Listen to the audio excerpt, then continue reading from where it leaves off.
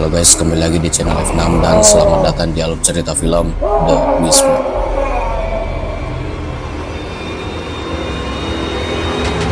Sebelum lanjut, alangkah baiknya kalian siapkan cemilan favorit dan cari posisi rebahan senyaman mungkin karena kita akan masuk ke alur ceritanya.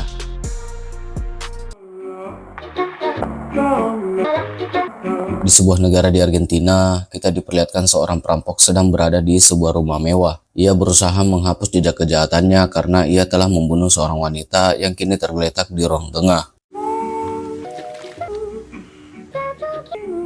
Setelah menghapus beberapa TKP, pandangannya teralihkan ke sebuah jam waker, di mana di belakang jam waker tersebut terdapat kamera kecil yang berfungsi merekam secara sembunyi-sembunyi di ruangan itu.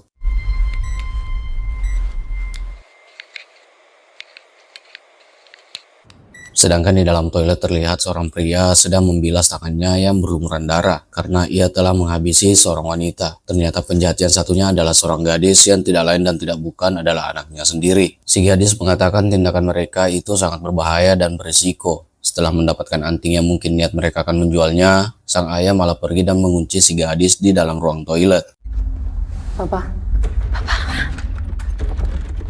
Si gadis selalu mengintip dari lubang pintu. Maksud sang ayah menguncinya karena ada seseorang yang telah masuk ke dalam rumah, dan mungkin itu adalah suami korban. Seketika,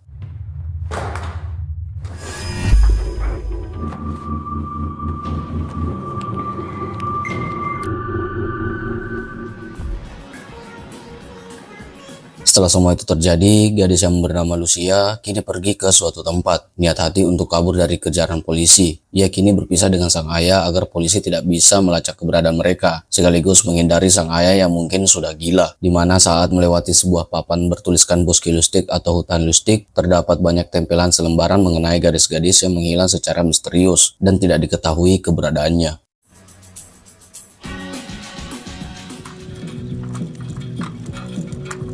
Setelah sampai di gerbang, ia membuka dan masuk ke dalam. Terlihat rumah itu sangat mewah dan besar serta diselimuti tumbuhan merambat. Lucia lalu masuk dan mengecek seisi rumah yang mungkin telah ditinggalkan oleh mendiang ibunya. Lucia juga mendapati kucing bernama Jackson yang sedang mencari makan di sekitaran rumah. Merasa aman, Lucia lalu memanggil adiknya bernama Adrian untuk masuk ke dalam rumah. Ia adalah anak yang berumur sekitar 10 tahunan. Anak itu mempunyai keterbatasan yaitu tidak bisa berbicara atau biasa disebut tunawicara, tetapi ia bisa mendengar dengan jelas. Ia dapat berinteraksi dengan bahasa isyarat yang tentunya Lucia tahu apa yang dimaksud adiknya. Adrian mungkin tidak ingin hidup dengan cara berpindah-pindah, dan ia hanya ingin pulang serta berkumpul lagi bersama ayahnya. Kebetulan ibu mereka sudah meninggal. Lucia lalu menjelaskan apabila mereka berkumpul, dirinya akan dipenjara, dan Adrian sendiri akan masuk ke panti asuhan. Mereka hanya bisa tinggal sekarang di rumah peninggalan ibunya tersebut dan tidak ada cara lain.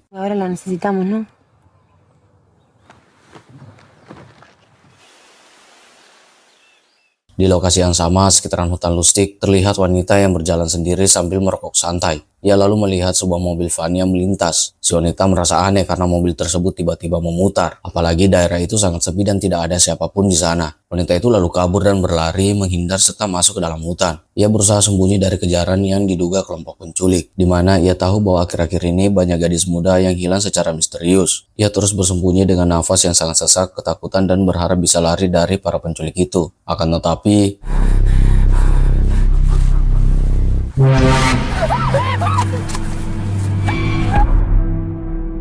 di dalam mobil itu terdengar di radio para si penculik, di mana akan diadakan karnaval dan perayaan kembang api yang akan berlangsung dalam beberapa hari ini. Salah satu penculik memotret gerbang rumah yang lama tidak terbuka, yang pastinya mereka tahu bahwa ada seseorang yang masuk dan tinggal di rumah itu.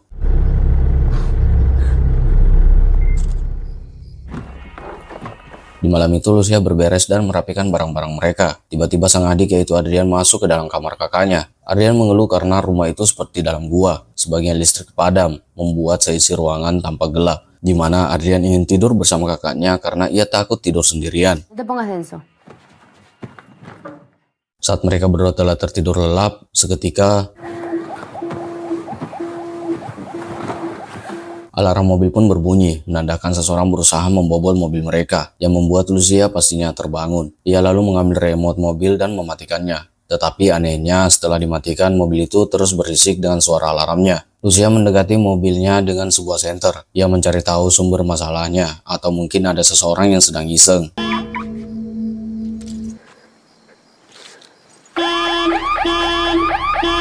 Di dalam, Adrian yang sedang mendengarkan musik dari earphone-nya, di mana seketika pandangannya teralihkan dari sebuah ruangan di bawah lantai. Ia lalu melepas earphone-nya dan mendapati lampu-lampu ruang sekitar berkedip. Di luar, Lucia masih berusaha mematikan alarm mobilnya dan mengecek di sekitar. Ternyata tidak ada siapa-siapa di sana.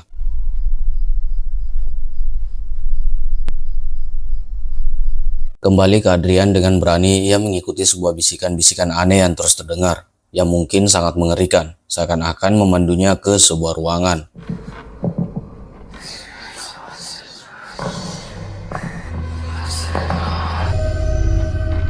Lucia yang khawatir masuk dan melihat adiknya sudah tertidur lelap di kasurnya. Ia lalu ke kamar mandi dikarenakan keran air terdengar mengalir secara terus-menerus. Ia lalu mendapati sebuah liontin dan rambut terhambat di saluran wastafel, membuat dirinya bertanya-tanya, di mana kita tahu bahwa liontin itu adalah pemberian ayahnya saat mereka merampok sebuah rumah.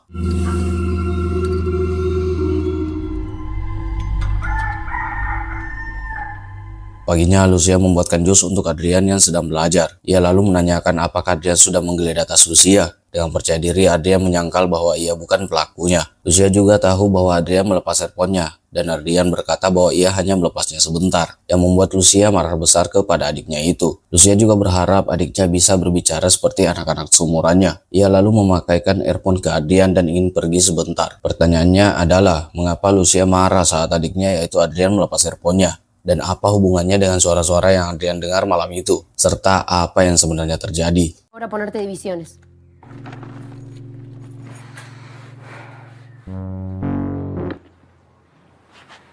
Saat ingin pergi, Lucia mendengar suara gaduh dari arah lain ruangan, di mana ia menemukan Jackson yaitu kucing yang ia temui sebelumnya. Kini sudah berada di bawah rak, yang sedang mengunyah sesuatu. Lucia lalu membujuknya dengan senter mainan, sehingga kucing itu mendekatinya. Lucia lalu membawanya keluar melalui jendela. Ia ingin tahu apa yang dibawa Jackson. Dia memastikan dengan mencongkel dan mengambilnya. Ternyata itu adalah potongan jari manusia, yang membuat Lucia seketika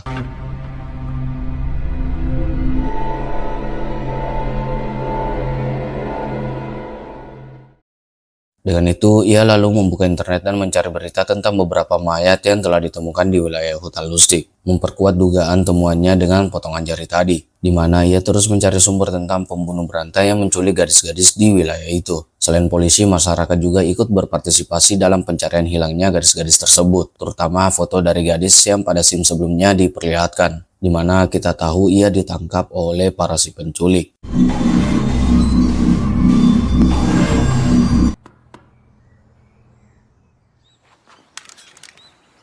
Dengan informasi itu, kini Lucia membekali dirinya dengan gunting pemotong daun yang ia selipkan di sakunya untuk berjaga-jaga.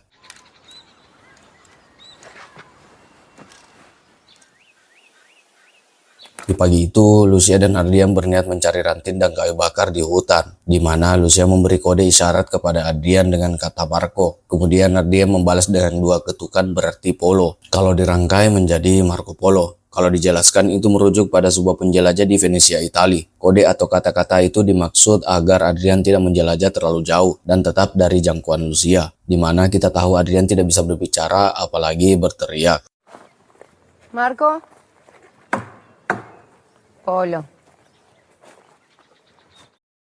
Saat menelusuri hutan, ia menemukan bangunan terbengkalai di tengah hutan. Terlihat seperti pabrik yang sudah lama ditinggalkan, di mana ada sebuah mobil yang melintas di sana. Tidak mau ambil pusing dan firasat Lucia mungkin tidak aman, mereka pun akhirnya pergi. Vamos, acá no hay nada.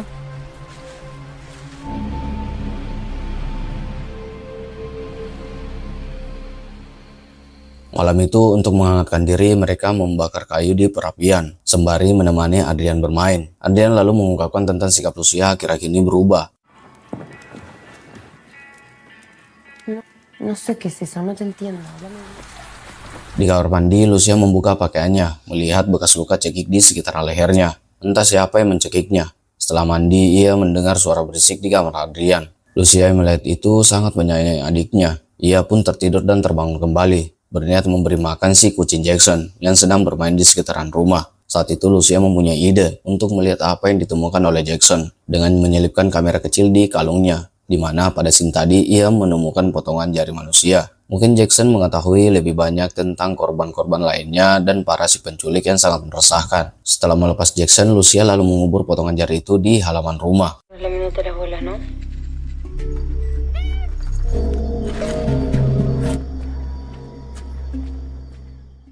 Scene berubah saat Lucia bersama Adrian dan mendapati ayahnya pulang, di mana ia mencuci tangannya kembali yang berlumuran darah. Pasti ia tahu apa yang dilakukannya. Ayahnya tidak berbicara banyak lalu pergi. Ayahnya pun masuk ke sebuah ruangan yang sangat gelap, di mana Lucia ingin berbicara kepada ayahnya. Ayahnya seakan-akan menderita dan minta tolong kepada Lucia. Tiba-tiba, ¿Te acordás dónde estuviste? Necesito saber.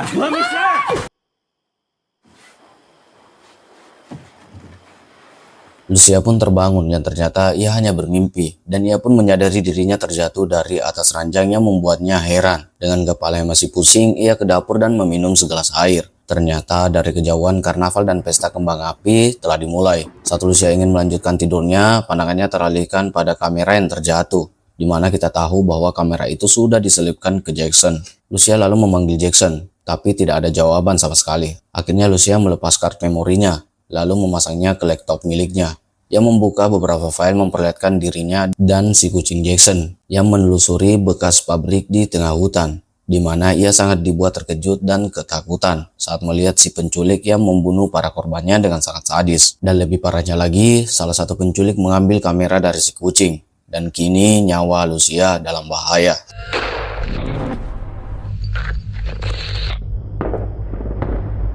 Setelah itu, ia memutar video kedua, di mana sekarang para penculik merekam aktivitas mereka memasuki rumah Lucia, membuatnya ingin menangis melihatnya. Penculik itu masuk dan menggeledah seisi ruangan, serta melihat Lucia sedang terbaring. Lucia pun dibius dan hendak dilecehkan. Tetapi di video tersebut, Adrian melihat kejadian itu lalu kabur dari para si penculik sadis tersebut. Mereka pun mengejar Adrian, membuat kamera itu akhirnya terjatuh. Lucia yang sadar adiknya dalam bahaya, ia pun bergegas mencarinya. Tetapi Adrian sudah tidak berada di sana. Ia sangat menyesal tidak bisa menjaga adiknya. ¡Adrián!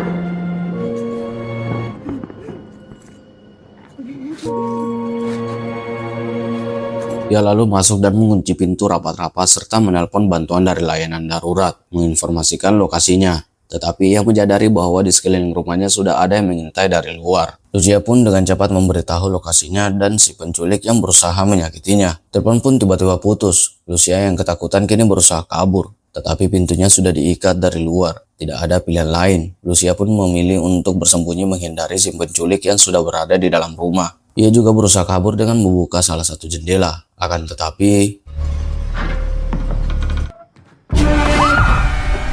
ia malah tertangkap dan berusaha dibunuh oleh si penculik. Ia pun mengingat menyimpan gunting tanaman di sakunya, dan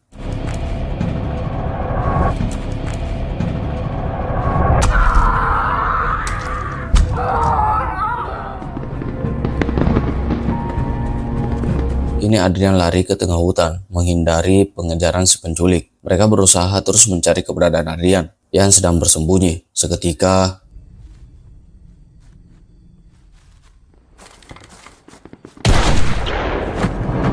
flashback beberapa hari yang lalu. Saat sedang berada di rumah korban, Lucia sedang membersihkan TKP, di mana Adrian yang duduk sedang belajar. Terlihat MP3 playernya kehabisan daya. Lucia melihat foto keluarga ternyata mempunyai anak bayi. Dan yang Lucia temukan sangat mengejutkan. Bayi itu seperti bermutasi saat tergigit sesuatu. Adrian pun mendengar suara-suara aneh itu lagi, di mana ternyata sang ayah yang tengah terborgol membuat bisikan itu dan memanggil Adrian. Lucia yang melihat bayi itu menderita membuka jendela dan membiarkan sinar matahari masuk dan menghanguskan si bayi, yang membuat ia bersedih.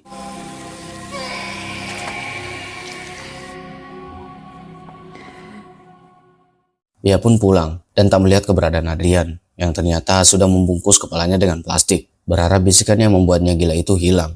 Lucia yang melihatnya bergegas melepaskannya. Pertanyaannya apa yang sebenarnya terjadi dan mengapa bayi itu menjadi seperti mutan. Sebentar lagi fakta mengejutkan pun dari mereka akan terungkap.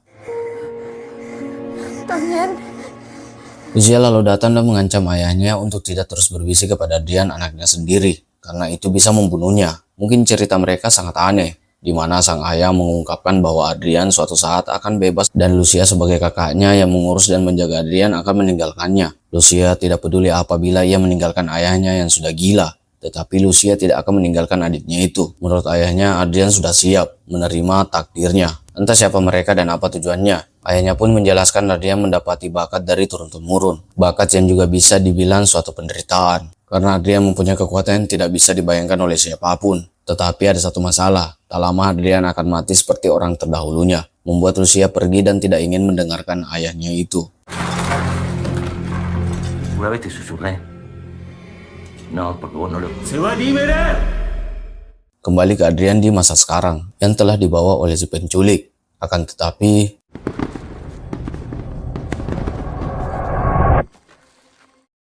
Lucia yang terus menginterogasi penculik itu mengenai adiknya yang dibawa, mendengar ketukan pintu dari luar. Terkejutnya Lucia melihat adiknya yang masih hidup dan malah membawa dua mayat penculik yang sudah dihabisinya. Ternyata Adrian adalah keturunan vampir terakhir dari klan mereka. Lucia sangat sedih sekaligus bahagia karena Adrian masih selamat. Terlihat Adrian mengeluarkan darah di kepalanya.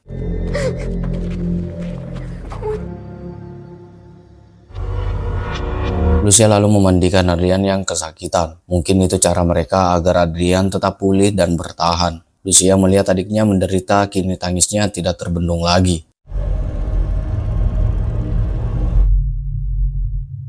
Lucia lalu bertanya apakah ia menelan darah seseorang. Tetapi Adrian tidak tahu apa-apa, seakan-akan dikendalikan. Adrián, ¿tomaste la sangre cuando los Di mordiste? sini Lucia mulai paham, dan untuk memulihkan adiknya, Lucia menyuruh menggigit si penculik yang masih hidup sampai urat nadinya putus hingga mati sebelum matahari terbit. Karena kelemahan vampir adalah sinar matahari, di mana Adrian yang masih kecil dan polos tidak ingin melakukan hal jahat seperti itu. Ia takut kalau Lucia bersedih, tetapi tidak ada jalan lain selain menghisap darah manusia agar ia tetap hidup. Disinilah terungkap mengapa Lucia membunuh orang bersama ayahnya, agar sang ayah dan adik tercintanya tidak mati. No lo voy a permitir. Pero ahora tenés que tomar. Mientras él todavía sigue... Tetapi Lucia merasa kalau Adrian tidak menggigit salah satu penculik itu sampai mati. Karena makhluk yang lebih mengerikan, bahkan monster yang sangat mengerikan akan lahir. Seperti bayi yang Lucia bunuh hari itu. Seketika berevolusi menjadi monster dan Lucia akhirnya melenyapkannya dengan bantuan sinar matahari. Monster itu akan lebih ganas, tidak ada jiwa dan akal yang mengendalikannya. Mereka menyebutnya si terkutuk. Un poco es como vos. Ellos viven solos. Muy peligroso.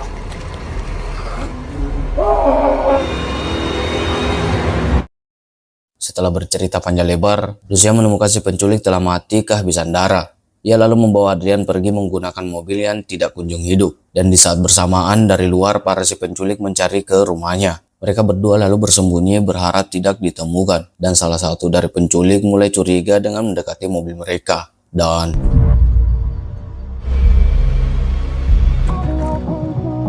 akhirnya mereka berhasil mengelabui si penculik dengan suara yang berada di dalam rumah. Lucia ingin ke kantor polisi dan Adrian mulai merasakan kehadiran makhluk itu. Lucia berharap banyak kepada adiknya. Pada saat ingin keluar,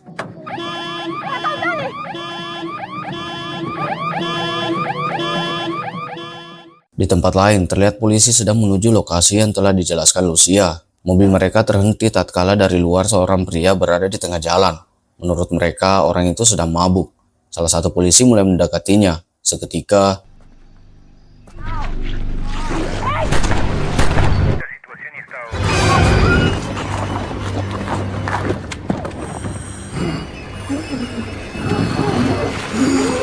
kedua polisi itu akhirnya mati dilahap oleh makhluk terkutuk itu. Di hutan, Lucia dan Adrian bersembunyi dari kejaran si penculik. Kini mereka dihadapkan dua situasi, di mana mereka harus lari dari si penculik dan di samping itu mereka harus menghadapi monster ganas yang siap membunuh mereka. Mereka kini menemukan mobil polisi, di mana terlihat tubuh kedua polisi itu yang sudah tak bernyawa. Lucia mulai mengabari radio polisi dan tidak menemukan apa-apa. Pistol polisi pun tidak ada peluru sama sekali. Akhirnya si penculik itu datang, dan mereka bersembunyi di belakang mobil. Lucia mulai memanfaatkan kekuatan supranatural Adrian, seperti yang dilakukan ayahnya, berharap bisa mengendalikan pikiran si penculik. Adrian yang sedang berusaha dan mungkin ia masih kecil, hanya bisa menyakiti dirinya sendiri, apabila ia belum siap menggunakan kekuatan telekinesisnya. Akan tetapi,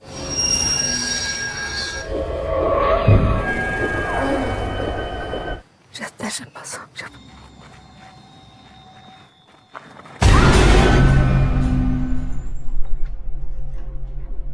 Flashback ke beberapa hari yang lalu, kita tahu bahwa Lucia harus memisahkan Adrian dari ayahnya karena apa yang mereka lakukan sangat berbahaya, di mana agar Adrian bisa hidup seperti anak-anak sebayanya.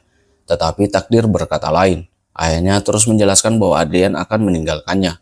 Menurut ayahnya, Lucia sangat egois dan mementingkan dirinya sendiri. O sea,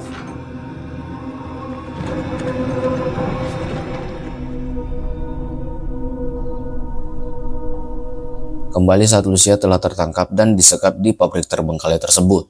Salah satu penculik memperlihatkan wanita yang sebelumnya tertangkap tengah disiksa sampai akhirnya dibunuh dengan kejam. Membuat Lucia ketakutan melihatnya. Ternyata mereka adalah komplotan penculik sekaligus pembunuh, bertujuan untuk mempertontonkan kepada kaum elit semata-mata demi mendapatkan uang. Penculik itu bertanya tentang 4 rekan mereka yang terbunuh dan bagaimana cara mereka melakukan hal itu. Namun, si penculik tidak tahu dengan siapa mereka berhadapan.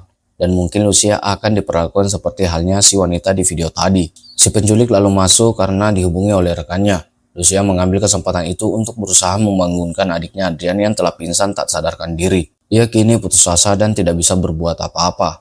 Tak disangka si kucing Jackson berada di sana. Lucia memanfaatkannya untuk membangunkan sang adik seperti yang dilakukannya sebelumnya di rumah, dengan mengiris darahnya sendiri untuk mengumpan adiknya bangun. Jackson pun mengikuti cahaya sampai pada Adrian. Di saat itu, para penculik sibuk mempersiapkan aksinya, sedangkan rencana Lucia gagal total.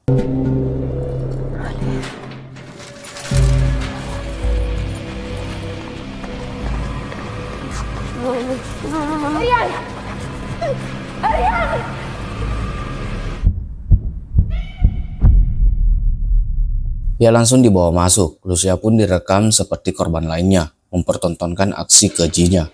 Adrian secara perlahan terbangun dan sadar, sedangkan Lucia sendiri bersiap untuk disiksa dan pada akhirnya dibunuh. Ia sangat ketakutan. Saat itu ternyata Adrian sudah berada di depan pintu. Sebagai keturunan vampir murni dari sang ayah, Adrian mencoba mengendalikan pikiran si penculik menggunakan kekuatan telekinesisnya. Setelah itu, tiba-tiba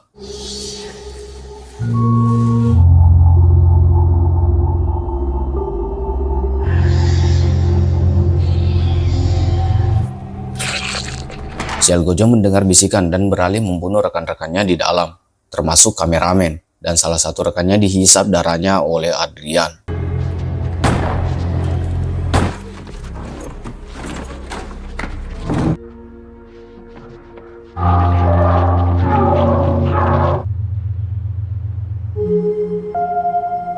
Lucia sangat ketakutan di mana Adrian berhasil menyelamatkannya. Mereka berdua lalu kabur dari tempat itu.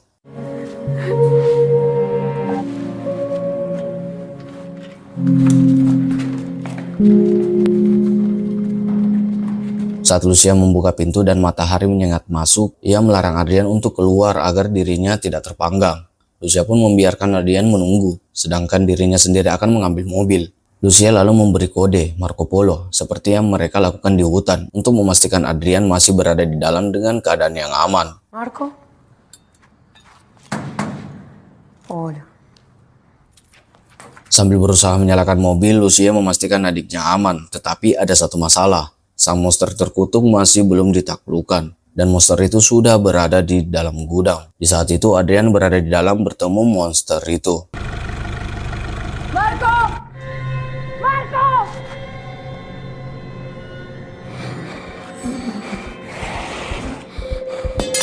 Lucia berusaha membuka pintunya, di mana Adrian mencoba menggunakan kekuatan telekinesisnya. Tapi hal itu tidak mempan oleh makhluk yang tidak menggunakan pikiran. Menyadari itu tidak berhasil, Adrian kemudian kabur.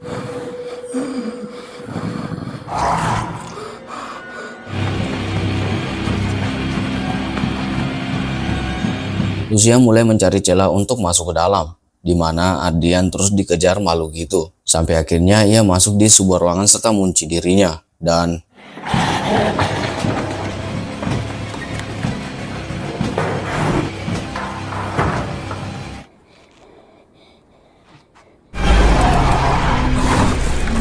Adrian berusaha dibunuh, tetapi hal tak terduga terjadi. Lucia berhasil masuk dan mengalihkan perhatian monster itu. Dia terus diseret dan disiksa oleh makhluk itu. Adrian terkunci di dalam tidak bisa berbuat apa-apa dan hanya melihat sang kakak yang mungkin akan dihabisi oleh si monster itu.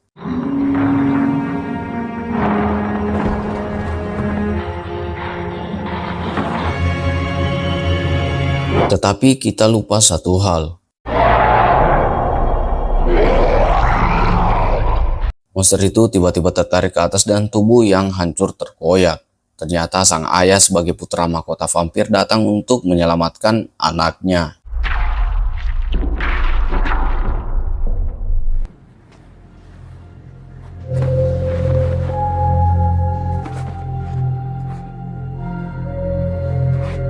Kini mereka bertiga berkumpul. Lucia yang setengah sadar menyadari dirinya tidak akan bisa bersama lagi. Terutama adiknya Adrian. Yang lebih parahnya lagi, Lucia sudah tergigit oleh makhluk itu. Yang mungkin mereka akan berseberangan karena Lucia akan berubah menjadi monster. Perpisahan itu sungguh sangat menyedihkan. Lucia tidak mau Adrian melihatnya seperti itu. Dan untuk pertama dan terakhir kalinya, Adrian pun berbicara.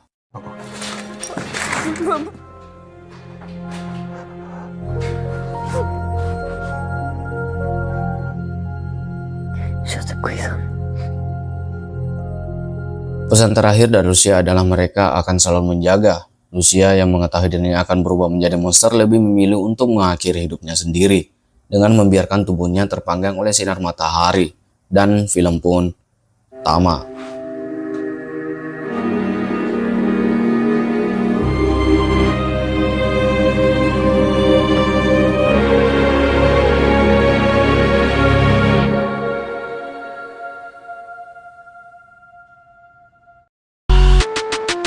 Penjelasan dari film The Whisper atau Sang Pembisik di sini adalah pada akhirnya kita mengetahui bahwa keluarga mereka adalah vampir. Lucia berusaha berkorban dan mengikuti ayahnya demi Adrian bisa tetap hidup dengan cara mengkonsumsi darah manusia yang mereka rahasiakan sejak lama.